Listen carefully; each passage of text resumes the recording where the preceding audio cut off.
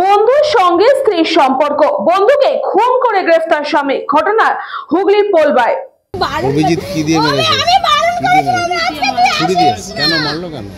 Police এবং স্থানীয় সূত্রে জানা গিয়েছে, পোলবার মহানাদের বাসিন্দা সাগরিকা সরকারের সঙ্গে 4 বছর আগে বিয়ে হয় নবদ্বীপের অভিজিৎ সরকারের।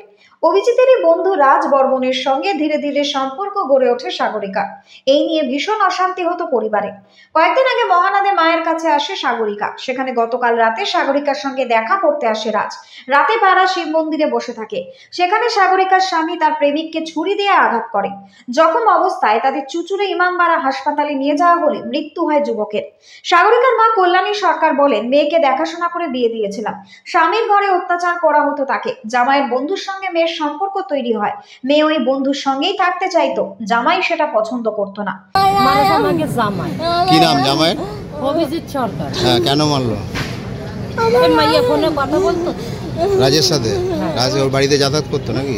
মানে এমনি ফোন করলে দেবগ্রাম। কি এসেছিল আজকে? কখন এসেছিল?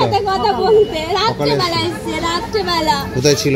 12টার সময় এসে ওই মন্দিরে এসে বসে আছে সকালবেলা। অভিজিৎ গিয়ে ওখানে আমি অভিজিৎ কি দিয়ে মেরেছে? ছুরি দিয়ে? কেন মারলো কেন?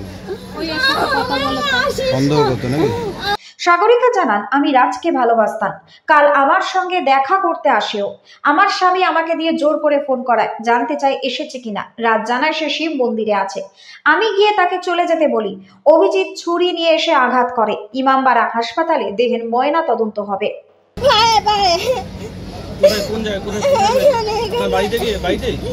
ও আমাদের বাড়িতে রাত্রেবেলা এসেছিল।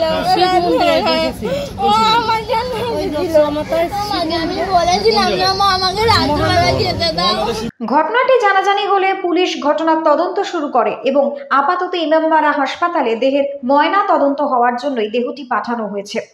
হুগলির গ্রামীণ পুলিশের ডিএসপি ডিএনটি প্রিয়ব্রত বক্সি এই ঘটনাটি সম্পর্কে জানান, আজকে সকাল 8টা নাগাদ মহানাদের জটেশ্বর মন্দির প্রাঙ্গণে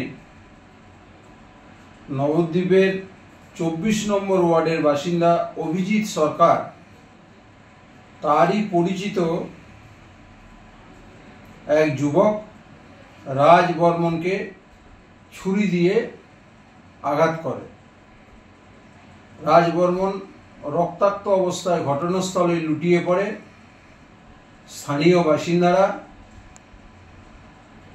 রাজ বর্মনকে অটো করে স্থানীয় পোলবা হাসপাতালে নিয়ে আসে। পোলবা হাসপাতাল থেকে তার ইনজুরিকে বিচার করে চুচুড়া ডিস্ট্রিক্ট হসপিটালে রেফার করা হয়। পথিমধ্যে ওই রাজ বর্মন মারা যায়। এই ঘটনার প্রাথমিক তদন্তে জানা যায়, অভিজিৎ সরকারের ওয়াইফের সঙ্গে এই নদিয়ার দেবগ্রাম নিবাসী মৃত রাজ বর্মন গত 2.5 বছর ধরে এক অবৈধ সম্পর্ক তৈরি হয়েছিল। অভিযুক্ত অভিজিৎ সরকার বেঙ্গালোরে শাড়ির ব্যবসা করেন। তার এই অনুপস্থিতির সুযোগ নিয়ে রাজ বর্মন এবং অভিজিৎ সরকারের ওয়াইফ এক অবৈধ সম্পদে জড়িয়ে পড়ে। গতকাল অভিজিৎ সরকার বেঙ্গালোর থেকে ফিরে শ্বশুরবাড়ি মহানাদ নগরপাড়াতে আসে তার ওয়াইফের সঙ্গে মিট করতে। আজ সকালে রাজ বর্মন মহানাদে আসে। তাকে দেখতে পেয়ে অভিজিৎ সরকার তার এই ক্রোধবশত তাকে ছুরি দিয়ে আঘাত করে এবং সে রক্তাক্ত জখম হয়।